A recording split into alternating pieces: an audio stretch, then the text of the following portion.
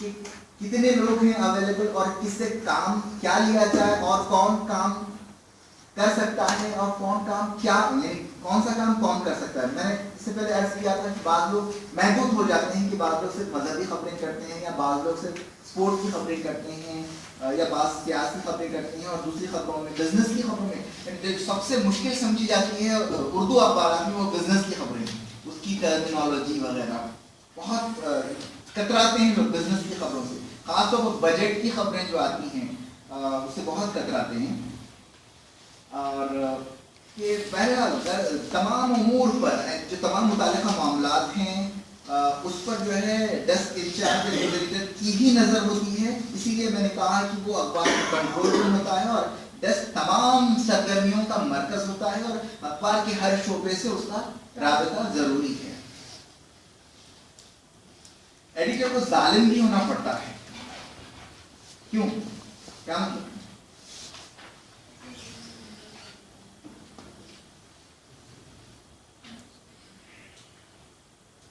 اس لیے ظالم ہونا ہوتا ہے اس کے فاتحہ جو ہے اگر اس کی بات ہمارے نہیں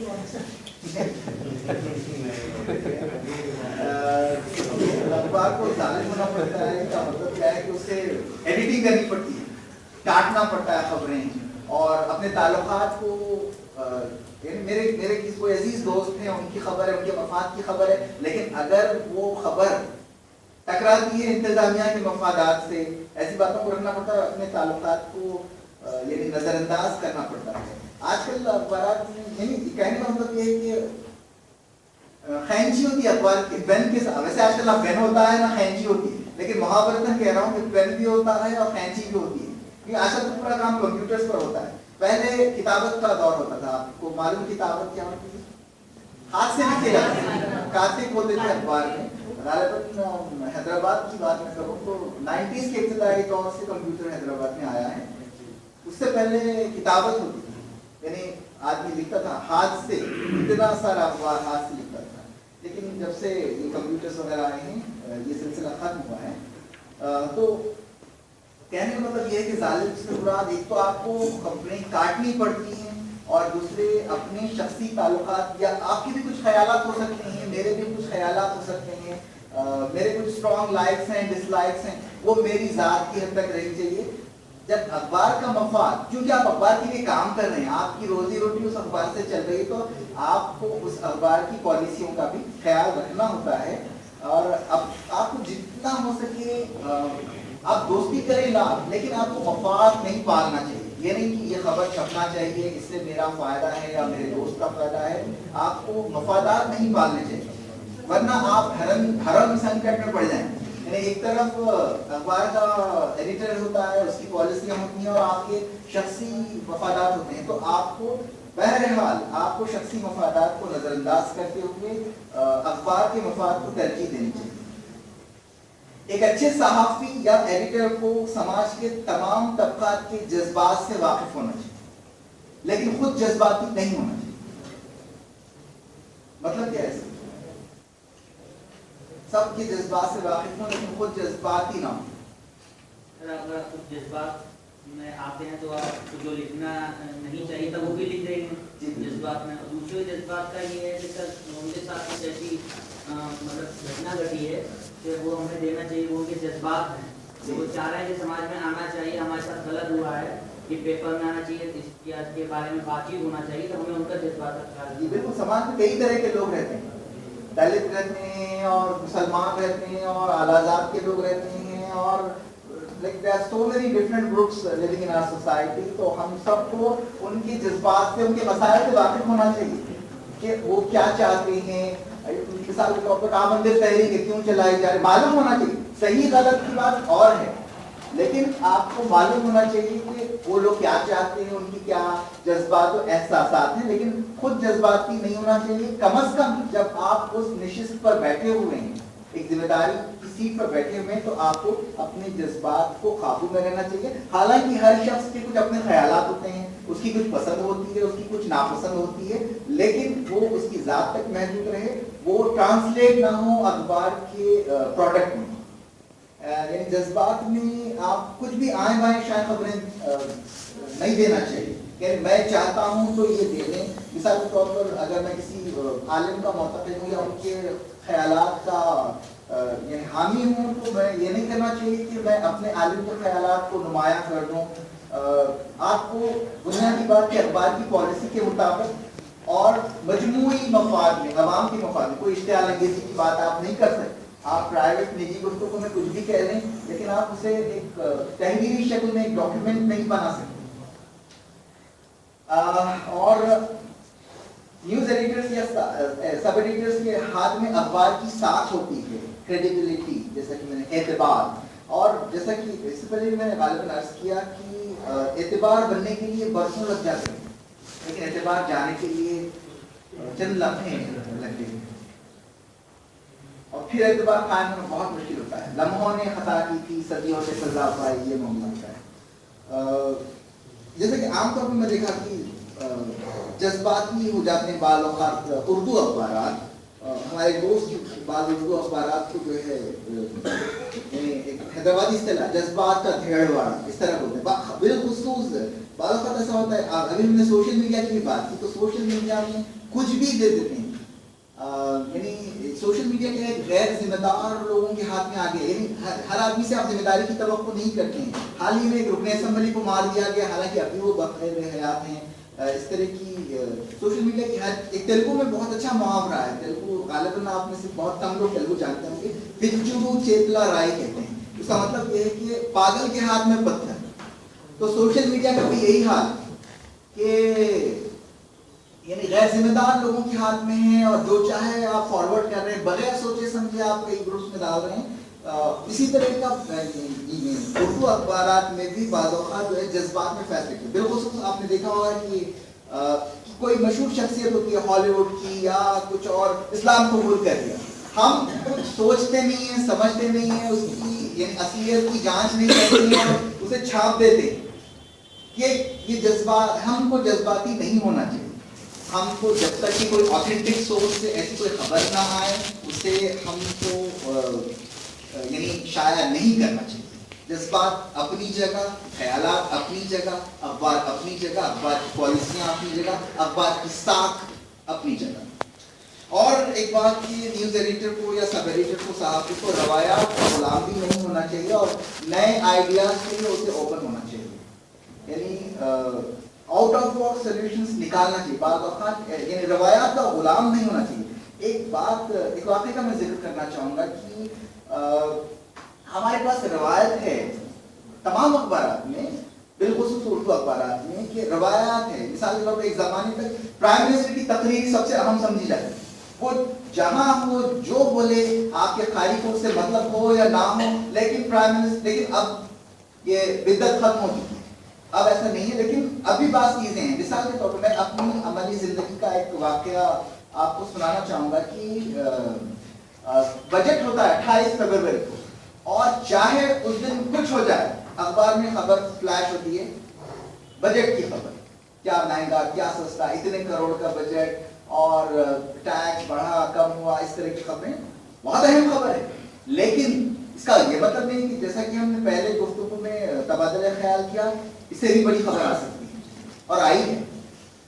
2002 میں گجرات میں فسادات بھڑک اٹھے, وہ ٹرین کا واقعہ ہوا اور اس کے بعد بہت بڑے فسادات ہوئے. اس کے نتیجے میں بہت کچھ بدلا. بہرحال اس دن 28 فروری بجٹ کا دن تھا اور میں اخبار میں تھا اور میرے ایک عہدیدار بالا تھے, انہوں نے روایتاً بجٹ کی خبر فلیش کی. میں التماس کرتا رہا کیونکہ بہت اہم خبر ہے, سب اسے دینا چاہیے.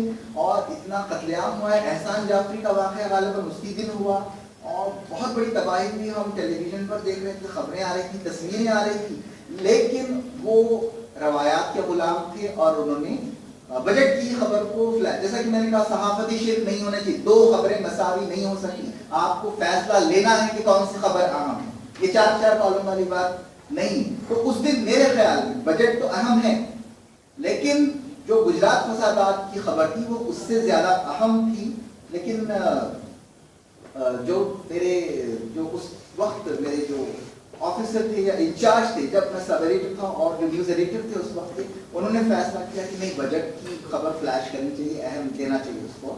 اور اسی طرح کی خاص طور پر جو ہمارے سرکاری میڈیا ہوتا ہے، میں آل انڈیا ریڈیو سے بھی وابستہ ہوں اور دوردرشن پر بھی میں خبریں پڑھتا تھا کسی زمانے میں، تو وہاں پر 99 میں غالباً IC-814 ہائی جیکنگ کا واقعہ ہوا تھا. آپ لوگوں کو پتا ہے انڈین ایئرلائنس کا طیارہ IC-814 ہائی جیک ہو گیا تھا.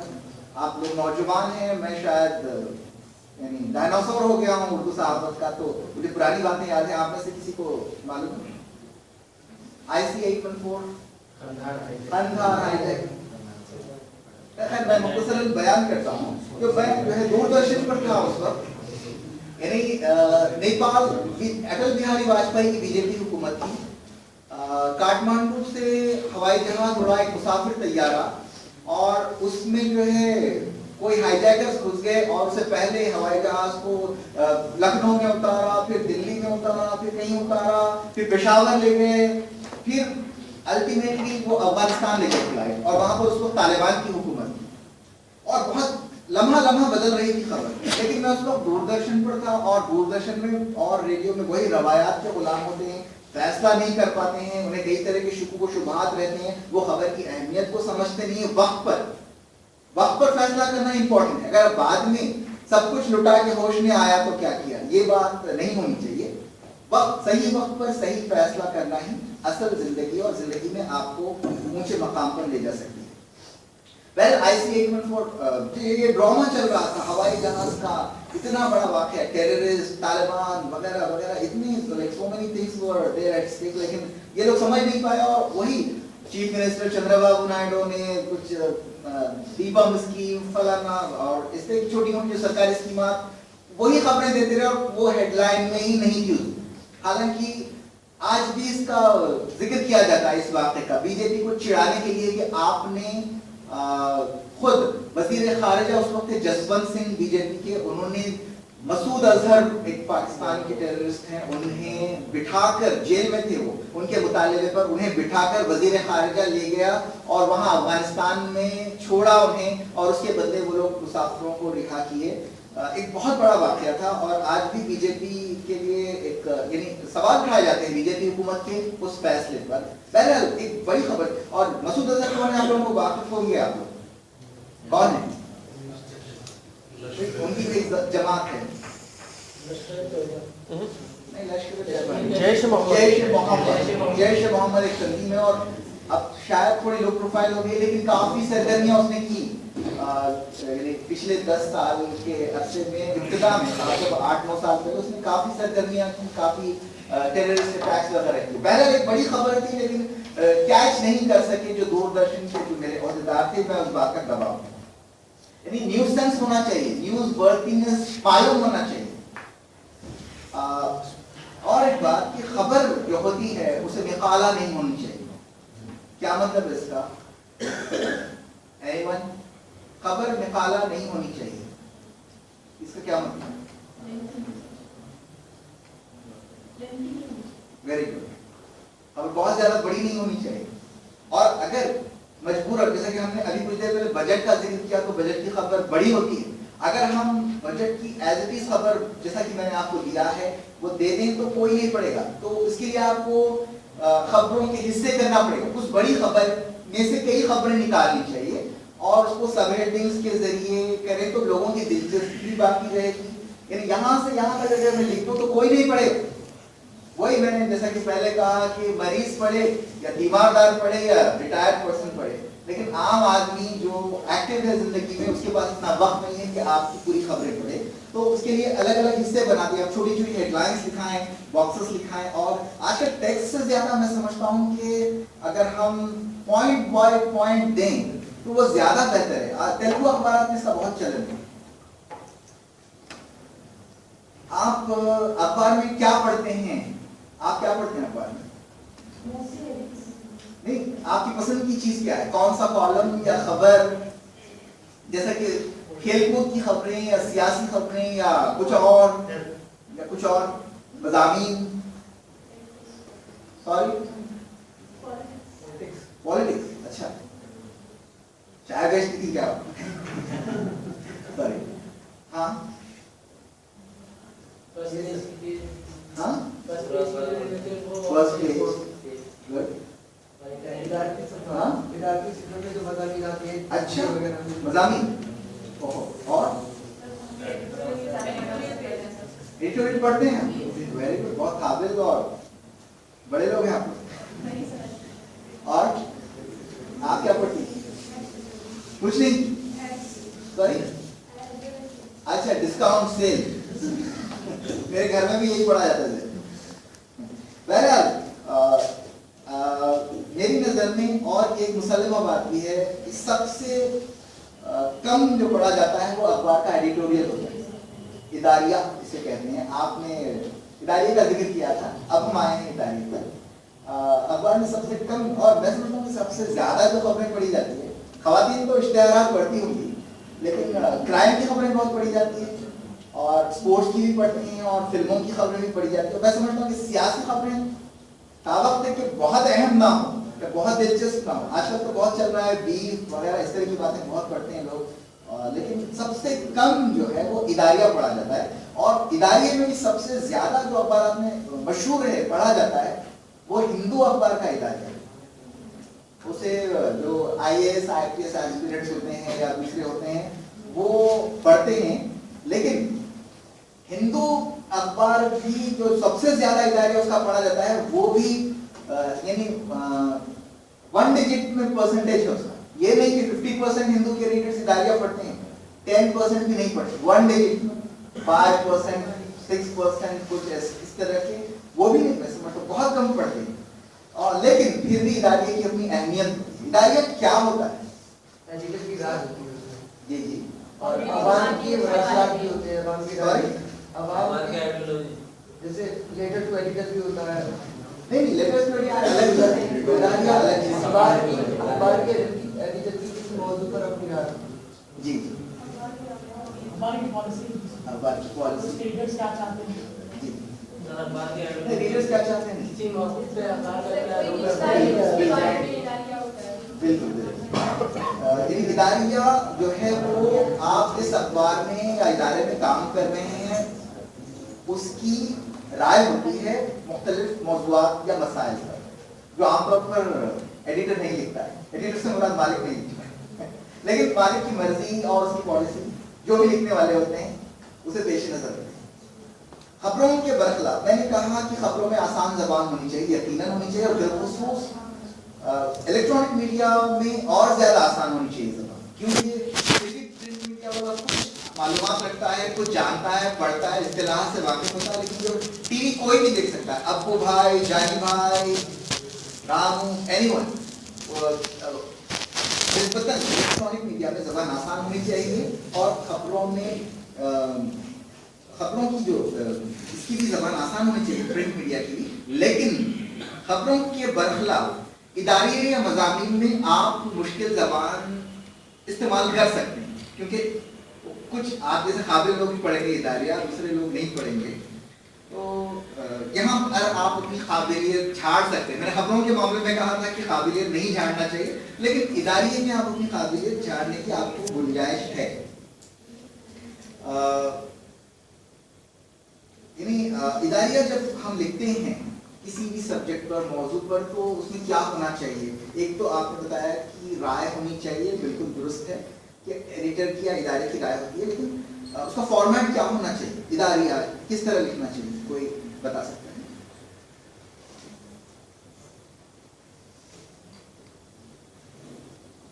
कोई वासिफ भाई आप बहुत अजीम शख्सियत हमारे दरमियान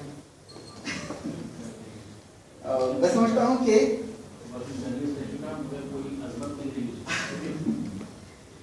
मैं समझता हूँ कि इदारिये में बुनियादी तौर पर इदारिया हो या मजमून हो बुनियादी तौर पर आपको 3 हिस्से उसके होनी चाहिए मैं समझता हूँ कि मसला क्या है ये बयान होना चाहिए आप जिस बात पर लिख रहे हैं वो मसला क्या है और मसला क्यों है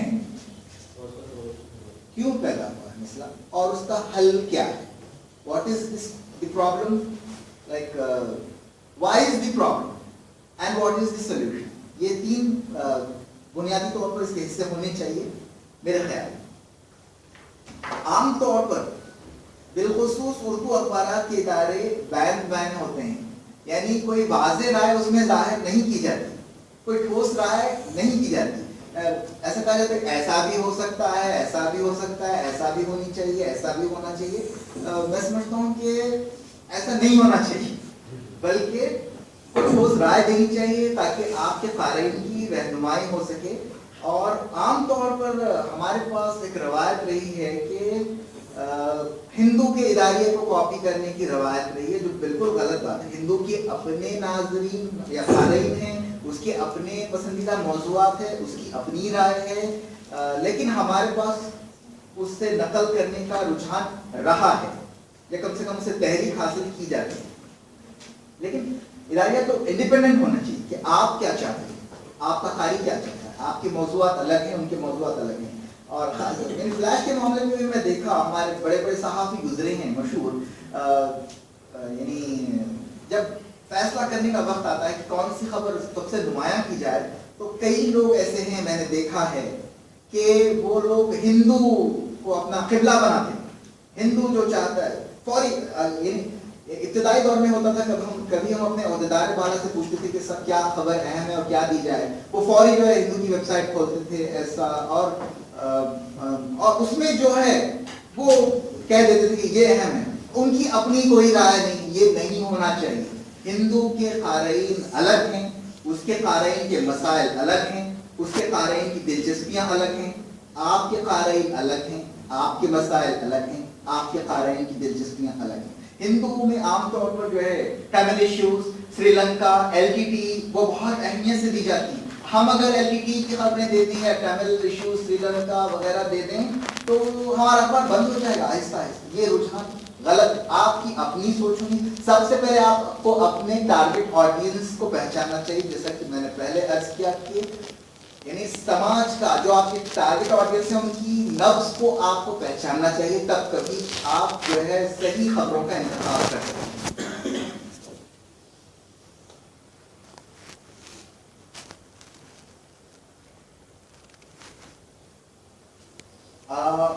عام طور پر یہ تاثر پایا جاتا ہے کہ میڈیا پر کنٹرول ہے یہودی لابی کا اور یعنی برہمن لابی کا، اس طرح کی باتیں. کہیں نہ کہیں میں سمجھتا ہوں کہ یہ بات درست ہے، کیونکہ ہم نے مفادات کی بات کی کچھ دیر پہلے کہ مفادات نہیں ہونے چاہیے، لیکن دنیا میں دنیا اتنی پیچیدہ ہے اور اتنے یعنی پلیئرز ہیں دنیا میں، اور ہر ایک کے کچھ مفادات ہیں، اور ایسے لوگ اپنے مفادات کی تکمیل کے لیے میڈیا کا سہارا لیتے ہیں. میڈیا ایک بہت مؤثر ذریعہ ہے اور لوگوں کی جو رائے ہے میڈیا کے ذریعے بدلی جا سکتی ہے. اور خاص طور پر اخبارات میں جو اصطلاحات مروج ہو جاتی ہیں میڈیا میں، وہ میں سمجھتا ہوں کہ بعض سوچی سمجھی ایک یعنی منصوبہ بندی کے تحت اصطلاحات بنائی جاتی ہیں. مثال کے طور پر آپ اخبارات میں دیکھ لیں، جب کبھی گجرات فسادات کا ذکر آتا ہے، لکھا جاتا ہے کہ پوسٹ گودرا رائٹس، مطلب مابعد گودرا فسادات، یعنی پہلے گودرا ہوا تھا، اس کے بعد جو فسادات ہوئے تھے اس کی بات.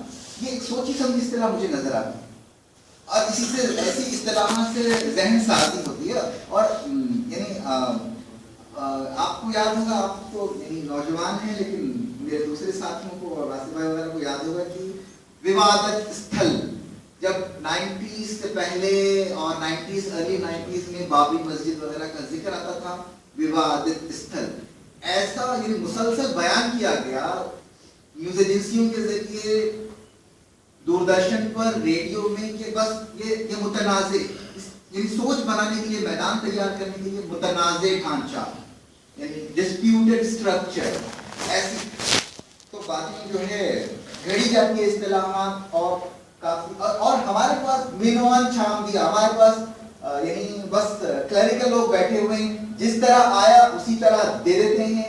اردو اخبارات میں چھپتا ہے مابعد گودرا فسادات، غور و فکر کرنا چاہیے، تبدیل کرنا چاہیے. آپ مابعد گودرا فسادات کے بجائے آپ لکھ سکتے ہیں گجرات فسادات، 2002 کے فسادات. اور جیسے ابھی ہم نے بات کی کہ فلیش کی بات اور بجٹ اور گجرات فسادات پر، گجرات کے فسادات کی بات کیا کچھ نہیں بدلا. آج ہمارے ملک کے جو وزیر اعظم ہیں وہ انہی فسادات کی پیداوار ہیں. تاریخ بدل گئی، اس آج بھی اس کے اثرات ہیں. اور کیا کیا نہیں دیکھ رہے ہیں. آج یعنی تہذیبی یلغار جو ہو رہی ہے کہیں نہ کہیں اس کے تار جڑے ہوئے ہیں ان فسادات سے. بہت بڑا واقعہ تھا وہ, لیکن صحیح وقت پر صحیح فیصلہ اس وقت نہیں کیا گیا تھا جس اخبار میں اس وقت کام کرتا تھا. اور ایک بات کہتے ہیں اور بات درست بھی ہے کہ ایک جھوٹ کو بار بار بولا جائے تو وہ سچ بن جاتا ہے. اور میڈیا میں بھی یہی ہوتا ہے کہ اصطلاحات کی میں بات کی, اور ہم جس دنیا میں آج جی رہے ہیں وہاں ایسے کئی جھوٹ ہیں جنہیں سچ سمجھا جاتا ہے, بہت ساری باتیں. لیکن ہمیں ایک صحافی کی حیثیت سے اپنی آنکھیں کھلی رکھنی چاہیے اور دودھ کا دودھ اور پانی کا پانی کرنے کی کوشش کرنی چاہیے. آپ جہاں کہیں آپ مانا کہ انقلاب نہیں لا سکتے, لیکن آپ جس حیثیت میں بھی ہیں سچ کو بیان کرنا چاہیے اور سچ کو تلاش کرنا چاہیے پہلے, اور اس کے بعد اسے بیان کرنا چاہیے. بات ہو رہی تھی اصطلاحات کی. آج اب دیکھا میں نے کہ پیرس حملے کے بعد دہشت گردی کے خلاف ہوا کھڑا ہے اور بہت کچھ ہو رہا ہے, حملے ہو رہے ہیں, تحقیقات ہو رہی ہے اور دہشت گردی کے خلاف جنگ شروع ہوئی ہے. لیکن افغانستان پر سوویت یونین نے قبضہ کیا تھا 1979. سوویت یونین اس وقت کی دو بڑی سپر پاورز, ایک امریکہ تھا اور ایک USSR جو اب رشیا ہے, اس میں مزید کچھ ریاستیں شامل تھیں, اور وہ بہت بڑا ملک تھا اور دوسری سپر پاور طاقت تھی, اور ان دونوں کے درمیان طویل عرصے تک سرد جنگ چلتی رہی تھی, مفادات کا ٹکراؤ ہوتا رہا تھا. اور ایسے ماحول میں 1979 میں افغانستان پر USSR نے قبضہ کیا تھا, اور اس موقع کا استعمال کرتے ہوئے امریکہ نے پاکستان میں جو افغانستان کا بارڈرنگ اسٹیٹ ہے وہاں پر دینی مدارس میں ہر گھر میں جہاد کی تعلیم دی. امریکہ نے USSR کو ہرانے کے لیے جہاد کی تعلیم دی, ہر گھر میں ہتھیار پہنچائے, پیسہ پہنچایا, ان کی ذہن سازی کی, اور ہر گھر سے لوگوں کو لے گئے افغانستان میں, اور ایک جنگ ہوئی. اس کے نتیجے میں کوئی کچھ سال بعد 10-12 سال کی لڑائی کے بعد افغانستان سے USSR واپس گیا, اور اس کے 2-3 سال بعد اس کے ٹکڑے ٹکڑے ہو گئے. کچھ ایسے حالات امریکہ نے پیدا کیے, اور اس کے بعد امریکہ واحد سپر پاور بن گیا. اور ان حالات میں امریکہ کی اسی میڈیا میں جو لوگ آج لڑتے ہیں جس پیرس کے حملے وغیرہ, اس وقت ایسے لوگ مجاہدین کہلاتے ہیں. اخبارات میں آتا تھا مجاہدین مجاہدین, امریکی میڈیا میں لکھا جاتا تھا مجاہدین, کیونکہ اس وقت وہ امریکہ کے مفادات کی تکمیل کر رہے تھے. تو یہ ہے اصطلاحات کا کھیل. تو جب جو لوگ مجاہدین تھے آج وہی لوگ دہشت گرد ہیں.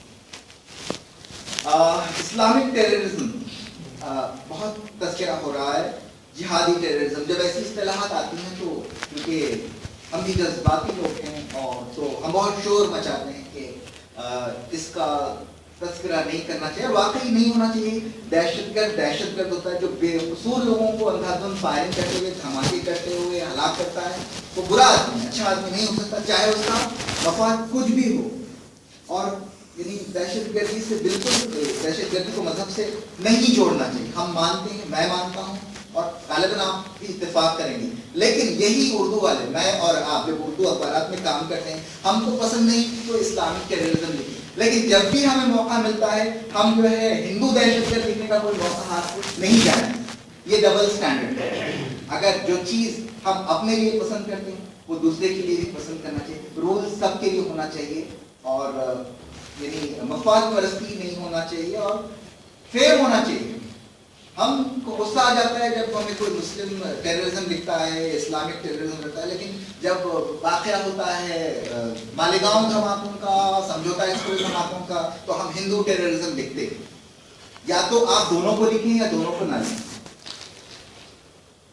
کون دہشت گرد ہیں, کون ملیٹنٹ ہیں, کون باغی ہیں, کون مجاہد ہے, اس کی تعریف الگ الگ جگہوں پر الگ الگ لوگوں کی نظروں میں الگ الگ ہوتی ہے. بات کلیئر ہے کہ لیکن ضرور ایسا ہوتا ہے. لیکن BBC کا ایک طریقہ مجھے بہت اچھا دکھتا ہے. کشمیر سے کچھ لوگ ہوں گے یہاں پر, کوئی نہ کوئی ہے. تو کشمیر کے بارے میں, جب کشمیر 2 حصوں میں بٹا ہوا ہے, پاکستان کے حصے میں کچھ ہے اور ہندوستان کے حصے میں کچھ ہے, اور وہاں پر ایک تحریک بھی چل رہی ہے. ایسے میں BBC میں جو اصطلاح آتی ہے مجھے پسند آتی ہے کہ Indian administered Kashmir, Pakistan administered Kashmir لکھتا ہے. یعنی یہ نہیں لکھتا کہ اب یہ لوگ کہتے ہیں ہندوستان کی اٹوٹ حصہ ہے اور وہ لوگ کہتے ہیں کہ شہ رگ ہے، لیکن BBC پر لکھا جاتا ہے کہ ہندوستان کے زیر انتظام کشمیر، پاکستان کے زیر انتظام کشمیر، یہ بیلنس دکھتا ہے مجھے اصطلاح کی جب بات آتی ہے۔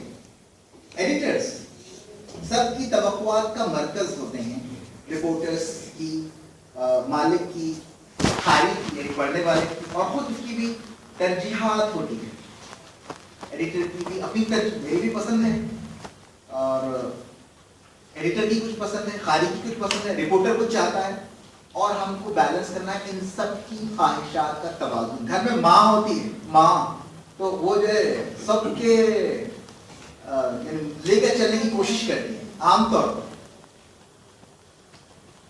ایڈیٹرز الفاظ کے آدمی ہوتے ہیں، الفاظ سے کھیلتے ہیں، الفاظ کا ذخیرہ انہیں ہونا چاہیے، اور ایڈیٹرز کو الفاظ سے محبت ہونی چاہیے، انہیں الفاظ کو استعمال کرنے کا فن آنا چاہیے، الفاظ سے کھیلنا چاہیے۔ عام طور پر اصطلاح ہے جب کوئی بڑا ادیب ہوتا ہے تو اس کے بارے میں کہا جاتا ہے کہ ان کے آگے الفاظ ہاتھ باندھ کر کھڑے رہتے ہیں۔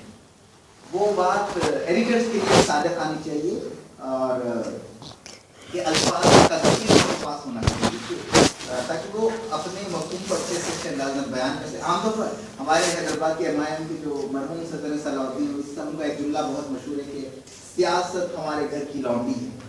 تو ایڈیٹرز یعنی الفاظ بھی ہمارے گھر کے غلام ہونے چاہیے، ایڈیٹرز اگر ہوں تو۔ یعنی تین چیزیں ہر انسان کے لیے بالخصوص میں سمجھتا ہوں کہ صحافیوں کے لیے ضروری ہیں: علم یعنی نالج، جانکاری، افکار یا خیالات یا تھاٹس، اور الفاظ یعنی علم، خیالات اور الفاظ، ورڈز، تھاٹس اینڈ نالج۔ پہلے علم، اس کے بعد خیالات، اس کے بعد الفاظ۔ اگر یہ نہ ہو، ان میں کوئی کمی ہو، وہ کم جانتا ہو تو اخبار کا پروڈکٹ متاثر ہوتا ہے۔ اگر یعنی اس کے کچھ اپنے تھاٹس نہیں، یعنی غور و فکر کی صلاحیت، تفکر، اسلام میں تفکر کی بڑی اہمیت آئی ہے۔ تفکر بہت ضروری ہے کہ غور و فکر کرے مسائل پر اور دوسرے معاملات پر، اور الفاظ کا ذخیرہ اس میں ہونا چاہیے، تبھی وہ ایک اچھا صحافی بن سکتا ہے۔ اور جو نیوز ایڈیٹر ہوتا ہے وہ ٹیم مین ہوتا ہے، سب کو لے کر چل، ایک آدمی سے کوئی کام اس دنیا میں نہیں ہوتا، ایک ٹیم مین ہونا چاہیے۔ اور میں نیوز ایڈیٹر ہوں، اس کا مطلب یہ نہیں کہ میں سب کچھ جانتا ہوں، میں انتریامی کا ذکر کیا تھا، ایسا نہیں۔ آج بھی مجھ میں کوئی پروفٹ نہیں ہوتا، اور آج بھی کوئی کمی نہیں ہوتی، اور جب کبھی اگر آپ کسی چیز سے واقف نہیں ہیں تو آپ کو کسی سے پوچھنے میں کوئی جھجک نہیں کرنی چاہیے، پوچھنا چاہیے۔ اگر آپ پوچھ لیں گے تو آپ کے علم میں اضافہ ہوگا، اور آپ نہ پوچھیں گے تو ہمیشہ وہ غلطی آپ کے ساتھ رہے گی۔ اور ویسے آج کل تو پوچھنے کی بھی ضرورت نہیں ہے، آپ کو گوگل ہے ہر مرض کی دوا۔ ہمارے پاس ایک دوا ملتی ہے زندہ تلسمات، وہ اس کے بارے میں سلوگن ہوتا ہے ہر مرض کی دوا، تو زندہ تلسمات ہے گوگل بھی۔ تو بہت آسان ہو گیا، جب کبھی کوئی ایشو ہوتا ہے تو آپ کو فوری واقف ہونا چاہیے، گوگل کی مدد سے یا آپ کے دوسرے ساتھیوں کی مدد سے پوچھ لینے سے کوئی جھجک نہیں کرنی چاہیے۔ علم سیکھنے کی کوئی عمر نہیں ہوتی اور کوئی جھجک نہیں ہونی چاہیے۔ عام طور پر اخبار کی زندگی ایک دن کی ہوتی ہے، ایک دن کی، چند منٹوں کی۔ آپ دیکھتے ہیں لیے 5-10 منٹ پھینک دیتے ہیں، اس کے بعد وہ مرچیاں باندھنے کے یا دال باندھنے کے بھی کام آتا ہے اخبار۔ ایسا کہتے ہیں کہ nothing is dead like yesterday's newspaper، ختم ہو جاتی ہے۔ لیکن پھر بھی اخبار کی اہمیت اس لحاظ سے ہے کہ وہ اس دن کی تاریخ ہوتا ہے، اس دن کیا ہوا دنیا میں، آپ کے شہر میں، ایک تاریخ ہوتی ہے، ایک ڈاکیومنٹ ہوتا ہے۔ آنے والی نسلیں کبھی نہ کبھی اس ایک دن کو دیکھ سکتی ہیں۔ وہ ایک دن کون سا ہوگا پتہ نہیں، لیکن اس دن کی تاریخ ہوتی ہے، لائبریریز میں محفوظ ہوتا ہے اور کئی جگہ محفوظ ہوتا ہے۔ آج کل تو ڈیجیٹل ایج ہے، اس میں بھی محفوظ ہوتا ہے۔ بہرحال اس کا مطلب یہ ہے کہ حتی الامکان آدمی کو کوشش کرنی چاہیے کہ اچھے سے اچھا پروجیکٹ میں صحیح خبریں ہوں، اس دن کی نمائندگی ہو، اور اچھے یعنی پیرائے میں آپ اپنا مفہوم بیان کریں، جو بھی واقعات ہوئے ہیں اس کا خلاصہ پیش کریں۔ اور اخبار کی دنیا میں جو ہے کبھی غلط ہو جاتا ہے, ہم سے غلطیاں ہوتی ہیں, ڈانٹ ڈپٹ ہوتی ہے, کچھ بھی ہوتا ہے, لیکن مایوس نہیں ہونا چاہیے اور اس دن کی بات اسی دن فراموش کر دینی چاہیے, کیونکہ ہم کو ہر دن ایک نئے اخبار کو نکالنا ہوتا ہے. ہم کہتے ہیں کہ ہم کو جو ہے ہر دن ایک نئے مردے کو دفن کرنا ہوتا ہے. روز ایک اپنے مسائل ہیں, اگر ہم آج کی بات لے لیں تو ہم کل پر توجہ نہیں دے سکتے, اور کل بھی ہم کام کرنا ہے ہمیں, اور ہمارا پروڈکٹ دنیا کے سامنے آنا ہے. دنیا کا ایسا کوئی پیشہ نہیں کہ آپ کی کارکردگی منوان دنیا کے سامنے آتی ہے. تو ہم کو بہت چوکس رہنا چاہیے, سیکھتے رہنا چاہیے, اور غلطیوں سے گھبرانا نہیں چاہیے. غلطیاں ہم کریں بھی تو آئندہ ایسے کسی ورک شاپ میں بیان کرنے کا موقع ملے گا. غلطیاں بھی حصہ ہے اس کا. چاہے آپ کی تحریر ہو یا ترجمہ, جملے چھوٹے چھوٹے ہونے چاہیے. اس سے کیا ہوتا ہے کہ قاری کو آسانی سے سمجھ آتا ہے, اور پیچیدہ جملوں سے یا کمپلیکس سینٹینسز سے بچنا چاہیے. ہمارے ایک صحافی دوست ہیں, ان کا بہت ہی طویل جملے ہوا کرتے تھے, یعنی ایک سلپ پر شروع ہوتی تھی اور 1.5 سلپ پر تک ایک ہی جملہ, پہلا جملہ لے, اب کون پڑھے, اور سر پیٹ میں تھا, اتنا پیچیدہ ہوتا تھا اسے. میں کہتا ہوں کہ کرکٹ سے کسی دلچسپی ہے, ڈکورتھ لیوس میتھڈ معلوم ہے کیا ہے؟ بارش ہونے کے بعد ایک رول ہے, ہاں ہاں, جیسے کسی ٹیم کو جتایا جاتا ہے. رول کو سمجھ میں آیا؟ کسی کو نہیں سمجھ میں آیا, بہت پیچیدہ ہوتا ہے. تو ہمارے جو صحافی ہیں دوست, ان کا بھی جملہ اسی طرح پیچیدہ ہوتا ہے, ڈکورتھ لیوس میتھڈ. سب ایڈیٹرز کی جہاں جو تعریف ہوتی ہے بنیادی طور پر جگہ کا تعین کرنے والا, یعنی وہ خبر کی جگہ کا تعین کرتا ہے, کون سی خبر کہاں آئے, کس جگہ پر آئے, تو وہ جگہ کا تعین کرتا ہے سب ایڈیٹر. ایک اچھا ایڈیٹر ایک غیر معیاری رپورٹ کو بہترین بنا سکتا ہے. اگر آپ اچھے سب ایڈیٹر ہیں تو ایک سب اسٹینڈرڈ رپورٹ کو, نیوز رپورٹ کو اچھی بنا سکتے ہیں. اور اگر آپ برے سب ایڈیٹر ہیں یا آپ کے کام میں کچھ خامیاں ہیں تو آپ ایک اچھے رپورٹر کی تحریر کو بھی تباہ کر سکتے ہیں. اب ترجمے کے حوالے سے بات کریں گے. میری نظر میں ترجمہ یا ٹرانسلیشن تخلیق, ترجمہ تخلیق, ہر وہ چیز تخلیق ہوتی ہے جو غیر موجود ہوتی ہے اور پھر اسے کوئی وجود میں لاتا ہے. دنیا میں ہر چیز ٹرانسلیشن ہے, یعنی ٹرانسلیشن کا مطلب کیا ہے کہ ایک شکل سے دوسری شکل میں منتقل.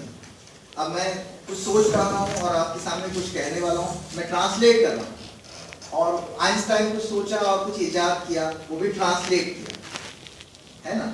منتقلی, ٹرانسلیشن کا مطلب ترجمہ تو ہے لیکن منتقل کرنا کچھ چیز کہیں سے. کوئی سائنسداں ہو, سیاستداں ہو, انجینئر ہو, ادیب ہو, کوئی اور پیشہ ور ہو, پہلے اپنے ذہن میں کچھ سوچتا ہے اور پھر کچھ کہتا ہے, پھر منصوبہ بناتا ہے اور اسے عملی شکل دیتا ہے, یعنی ٹرانسلیٹ کرتا ہے. سمجھ گئے؟ کہنے کا مطلب یہ کہ ہر شخص نیچرلی ٹرانسلیٹر ہوتا ہے, فطری طور پر ٹرانسلیٹر ہوتا ہے. بس ٹرانسلیشن کی اس صلاحیت کو کچھ نکھارنے کی ضرورت ہوتی ہے. آج ہم بات کریں گے کہ ٹرانسلیشن بنیادی طور پر اخباری اصطلاح میں ایک زبان سے مواد کی دوسری زبان میں منتقلی, یہ بھی ٹرانسلیشن ہے.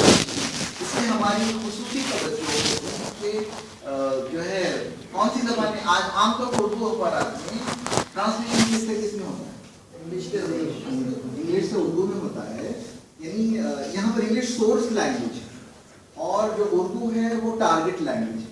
تو ترجمہ بنیادی طور پر سورس لینگویج کے مواد کی ٹارگٹ لینگویج میں منتقلی, بلکہ مفہوم کی منتقلی کا ہونا, مطلب یعنی کہ الفاظ منتقل ہوں بلکہ اس کی معنی کو مفہوم منتقل ہوں. یعنی بہت سے جو ترجمہ کرنے والے لوگ ہوتے ہیں وہ عام طور پر اخبارات میں یہ طریقہ اختیار کرتے ہیں کہ وہ مفہوم کے بجائے الفاظ کے ترجمے پر توجہ دیتے ہیں, جو بہت غلط, برا اور پھونڈا رجحان ہے. ایسے لوگ جو سورس لینگویج میں اپنے فہم کے بارے میں کانفیڈنٹ نہیں ہوتے, یعنی ان کو خود سمجھ نہیں آتا کہ وہ کیا چیز ہے. زیادہ تر لوگ ایسے لوگ ڈرتے ہیں کہ کہیں ان کی نااہلی ظاہر نہ ہو جائے اور یہ غیر محسوس طور پر, اور وہ جو ہے سیف گیم کھیلنا چاہتے ہیں کہ ان کا کام بھی ہو جائے اور یعنی ان کی تنخواہ بھی مل جائے, کام بھی ہو جائے, قاری کو سمجھ میں آئے یا نہ آئے ان سے ان کا کوئی سروکار نہیں, جو غلط روایت ہے. یہ لوگ کیا کرتے ہیں کہ لفظ پر لفظ کو بٹھا کر اپنی ذمہ داری سے فرار اختیار کرنے کی کوشش کرتے ہیں. ایسے لوگ کہیں نہ کہیں پکڑے جاتے ہیں, بلکہ جو صاحب علم ہوتا ہے وہ ایسے لوگوں کو پکڑ لیتا ہے جو لفظ پر لفظ. جی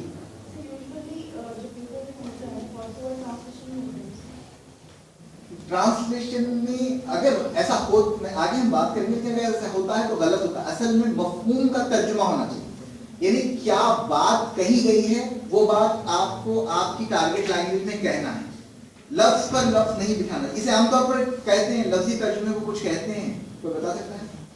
ایک اصطلاح ہے مکھی ٹو مکھی ترجمہ,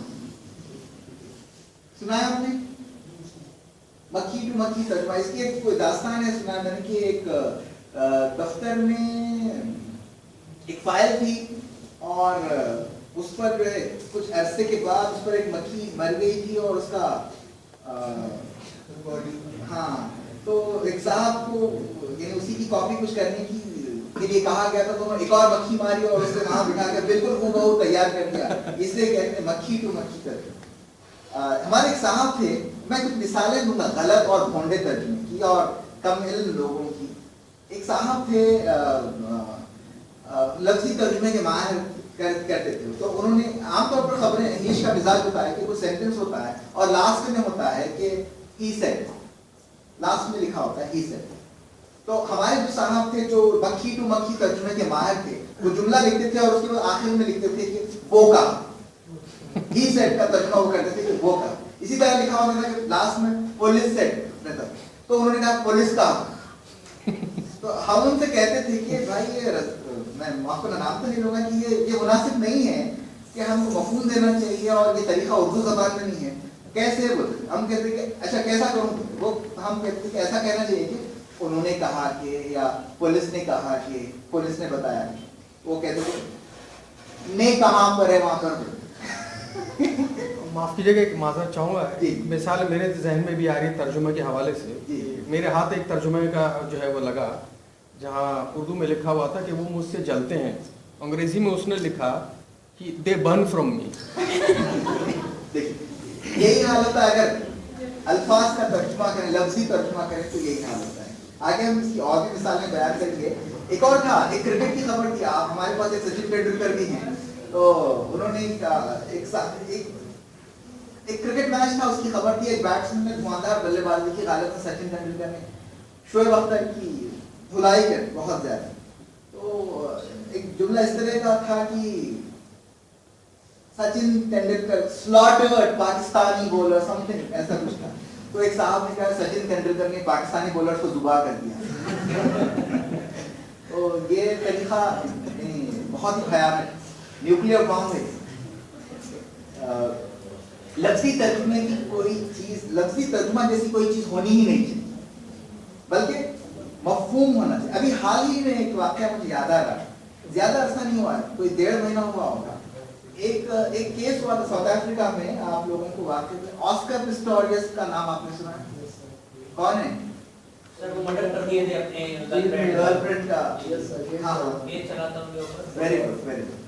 تو آپ کی جگہ تو اخبارات میں ہونی چاہیے, کیونکہ میں جو واقعہ بیان کرنے جا رہا ہوں ہمارے دوست ساتھی کو اس واقعے کا علم نہیں تھا. حال ہی میں انہیں جیل پر چھوڑا گیا یا نظر بند کیا گیا. تو انہوں نے اس حوالے سے کوئی خبر آئی تھی, خبر یہ کیا تھی مجھے پتا نہیں, لیکن انہوں نے سرخی ایسی لگا, مجھے تعجب ہوا. انہوں نے کہا کہ اس کی گرل فرینڈ کا نام تھا ریوا اسٹینکین, وہ ایک ماڈل تھی اور گھر میں کچھ ہوا اور شوٹ آؤٹ ہوا اور مر گئی ویلنٹائن ڈے کے.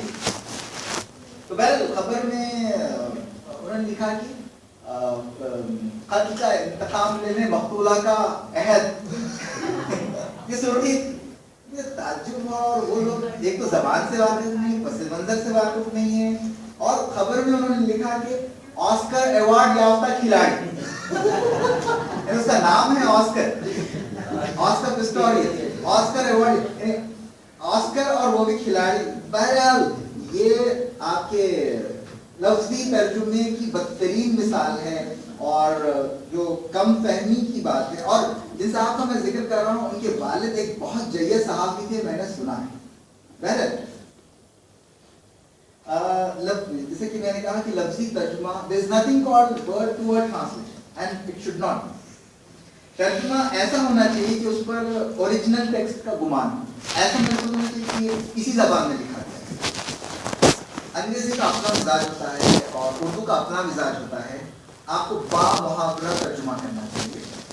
लफ्ज पर लफ्ज बिठाने की बजाय आप पहले अंग्रेजी मतन अच्छी तरह समझ जाएं क्या लिखा है और उसके बाद उसका मफहूम या मतलब उर्दू में लिखें।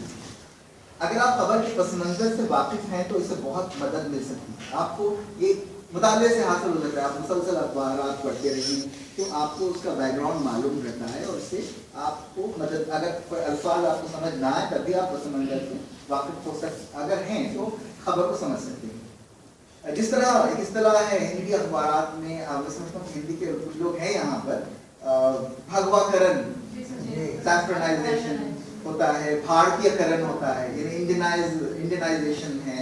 इसी तरह मैं समझता हूँ कि खबरों का उर्दूकरण करना चाहिए, यानी उसको अल्फाज को उर्दू अल्फाज में मुंतकिल करने के बजाय ऐसे लिखना चाहिए कि वो बिल्कुल उर्दू में लिखी गई तहरीर। तर्जुमे का गुमान नहीं होना चाहिए, बस आप मफहूम समझ लें और उसके बाद उसे उर्दू में लिखें। अल्फाज की तरकीब इधर उधर हो सकती है लेकिन मफहूम सही आना चाहिए। अगर आप सोर्स लैंग्वेज यानी अंग्रेजी का मफहूम टारगेट लैंग्वेज यानी उर्दू में अदा नहीं कर पा रहे हैं तो आप बददयानती के भी मुर्तकिब हो रहे हैं। ये बददयानती सहाफती या इदारती या तर्जुमे की, और इस सूरत में आप एक नाकाम तर्जुमा निगार हैं।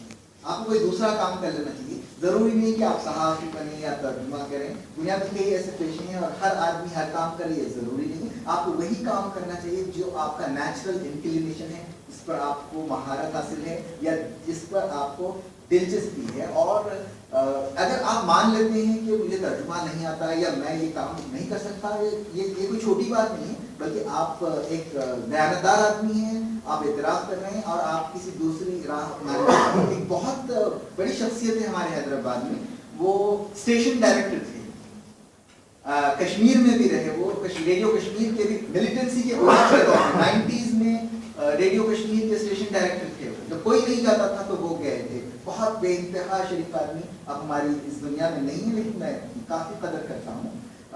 वो रिटायर हो गए थे और दूरदर्शन में काम करने के लिए जो यानी कॉन्ट्रैक्ट बेसिस पे ट्रांसलेशन होता था, उनके असल और रसूखात से बहुत बड़े आदमी थे।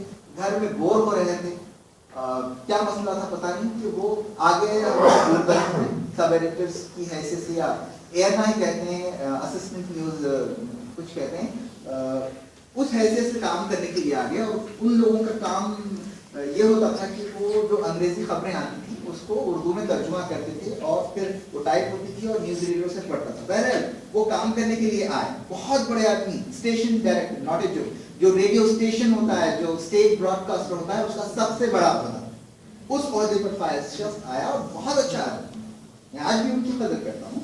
तो वो आए और कुछ दिन देखा उन्होंने काम, और उसके बाद उनकी शराफत, उनकी दयानतदारी और उनका जो कॉन्फेशन किया उन्होंने कि ये काम मुझसे नहीं होगा, ये कुछ और ही काम है, मैं ये नहीं कर सका, और वो वहाँ से रुखसत हो गए। ऐसा बहुत कम लोग करते हैं, बल्कि कई लोग डटे रहते हैं, सीखते नहीं हैं लेकिन डटे रहते हैं, और जो असल जो मुस्तहिक है उस काम के, उन लोगों का हक मारा जाता है इसमें। और मैं एक और हैदराबाद के हमारे अफसाना निगार से भी वाकिफ हूँ, जो उभर रहे थे लेकिन उन्हें सहाफत का शौक चुराया और वो जो है ऑल इंडिया रेडियो से वाबस्ता हुए, और वहाँ पर उन्होंने ऐसे ब्लंडर्स किए और उसकी ऐसी तशहीर हुई कि उसके बाद वो ना अदीब रहे और ना साफ। तो मानने में कोई बुराई नहीं कि हम, आपका काम आपका है, स्पेशलाइजेशन का दौर है आजकल, सिर्फ दांतों के कई स्पेशलाइजेशन है। और पहले एक ही डॉक्टर होता था, हमारे मोहल्ले में सलाम साहब हुआ करते थे, बस जाते हैं और एक लाल दवा होती थी वही देते सब। आज वो दौर नहीं, कैंसर हो, एड्स हो या BP हो, शुगर हो, बस वही लाल दवा से काम चलता था। ہمارے بچپن کی بات کر رہا ہوں. لیکن آج کل اسپیشلائزیشن کا دور ہے, ہر چیز کے لیے الگ ڈاکٹر. تو یہ بھی یعنی آپ اردو جانتے ہیں, اس کا یہ مطلب نہیں ہے کہ آپ اچھے صحافی بن سکتے ہیں یا آپ ایک اچھا ترجمہ کر سکتے ہیں. آپ کا اپنا اسپیشلائزیشن ہوگا, آپ اس پر کرو گے. اور ہمارے اخبارات کے دفعات میں بھی کئی لوگوں کو ایسا شوق چراتا ہے اور وہ آتی ہیں اور انہیں خبریں دی جاتی ہیں اور کافی دیر تک وہ خبریں دیکھتے رہتے ہیں, کچھ سمجھ نہیں پاتے ہیں اور کچھ لکھتے ہیں اور دیکھتے ہیں, پھر استنجا کے بہانے غائب ہو جاتے ہیں. ایسا ہوا نہیں. تو یہ ایک الگ اسپیشلائزیشن ہے اور ایک نیچرل فلیئر بھی ہوتا ہے. کسی میں قدرتی طور پر جو صلاحیتیں ہوتی ہیں, تو ترجمے میں بھی یہی بات ہو سکتی ہے. با محاورہ ترجمہ کرنے کی میں نے بات کی. ایسے معلوم ہونا چاہیے کہ آپ اسی زبان میں لکھ رہے ہیں, تو اس کے لیے آپ کو دونوں زبانوں کے مزاج, ان کی ترکیبوں, ان کے اسٹائل یا انداز اور گرامر سے واقف ہونا چاہیے. انگریزی بھی آپ کو آنی چاہیے اور اردو بھی آنی چاہیے. اور یہ جو خصوصیت ہے کیسے حاصل ہو سکتی ہے کہ آپ دونوں زبانوں پر کچھ نہ کچھ یعنی اچھی طرح سے واقف ہوں, ان کو کیسے حاصل ہوتی ہے؟ پڑھنے سے, مطالعے سے حاصل ہو, اور کوئی دوسرا راستہ نہیں ہے. اور میں سمجھتا ہوں کہ پڑھنے میں کیا پڑھنے سے, ویری گڈ. ابھی سوشل میڈیا کے واٹس ایپ کے دیکھنے سے آپ کو کچھ حاصل ہونے والا نہیں, زبان بہتر ہونے والی نہیں. آپ کی زبان اسی وقت بہتر ہوگی جب آپ کتابیں پڑھیں گے, تاریخ پڑھیں گے, افسانے پڑھیں گے, اسٹوریز پڑھیں گے. یہ جو چھوٹی چھوٹی سطور آتی ہیں اور یا انٹرنیٹ پر کچھ دیر گوگل کرنے سے آپ کی زبانیں بہتر ہونے والی نہیں ہیں. آپ کو کتابوں کا مطالعہ کرنا پڑے گا, اور یہ انٹرنیٹ, کمپیوٹر, ٹی وی وغیرہ وغیرہ کتابوں کا اور کتابوں کے مطالعے کا بدل نہیں ہو سکتا. آپ کو مطالعہ کرنا ہی پڑے گا اگر آپ ایک اچھے ادیب, اچھے صحافی اور اچھے ترجمہ نگار بننا چاہتے ہیں. آپ کو ہمیشہ کچھ نہ کچھ کتابیں, اخبارات اور رسائل وغیرہ پڑھتے رہنا چاہیے. یعنی میں ایسا کرتا تھا اور میں چاہوں گا کہ آپ لوگ ایسا کریں کہ آپ کو سڑک پر تقسیم کیے جانے والے ڈاکٹرز کے اشتہارات سے لے کر ادب عالیہ تک, فلمی میگزین سے لے کر مذہبی کتابوں تک, جو آپ کے سامنے آئے اسے پڑھ دینا چاہیے. یعنی میں ہماری گلوکارہ ہے بہت اچھی لتا منگیشکر اور ان کی بہن ہے آشا بھوسلے. آشا, میں سنا کہ جب لتا منگیشکر کا کریئر تھا وہ بہت یعنی اس دور کے حساب سے ٹریڈیشنل وائس نہیں تھی. اس وقت جو ہے الگ طرح کی آواز چلتی تھی, شمشاد بیگم کا فلانا کوئی. لتا منگیشکر کا دور چل رہا تھا, ہر کوئی انہیں لے رہا تھا اور آشا بھوسلے کو کام نہیں مل رہا تھا. تو آشا نے یہ کیا کہ اسے جو ہے سی گریڈ کی فلمیں ملتی تھی, جو بھی ملتا. لتا منگیشکر سلیکٹو ہو گئی اور آشا بھوسلے جو کام مل رہا تھا کر رہی تھی. مگر اس کا نتیجہ یہ ہوا کہ وہ ورسٹائل بن گئی. آشا کے یعنی لتا منگیشکر کے مخصوص نسوانی انداز کے گانے اور روایتی نسوانی انداز کے, اور آشا کے بہت جدا گانا گانے, بہت ورسٹائل ہو گئی, ہر طرح کا کام. تو کہنے کا مطلب آپ نے ہر چیز پڑھا ہے, ایک برقیے سے لے کر جو سڑک پر تقسیم ہوتا ہے قرآن مجید تک اور دوسری مذہبی کتابوں تک اور افسانوں تک, دونوں زبانوں کے آپ پڑھتے رہیں. علم کبھی بیکار نہیں جائے گا, یقین جانیے علم کبھی بیکار نہیں جاتا. یہ ایک ایسی دولت ہے جس سے جو ہے یعنی کوئی آپ کی جو دولت ہے اسے چھینے. آپ کا پیسہ چوری ہو سکتا ہے, آپ کو شیئر مارکیٹ میں نقصان ہو سکتا ہے, آپ کی محبوبہ آپ کو چھوڑ کر جا سکتی ہے, لیکن علم ہمیشہ آپ کے ساتھ رہے گا. یہ آپ کی طاقت ہے, آپ کا اثاثہ ہے.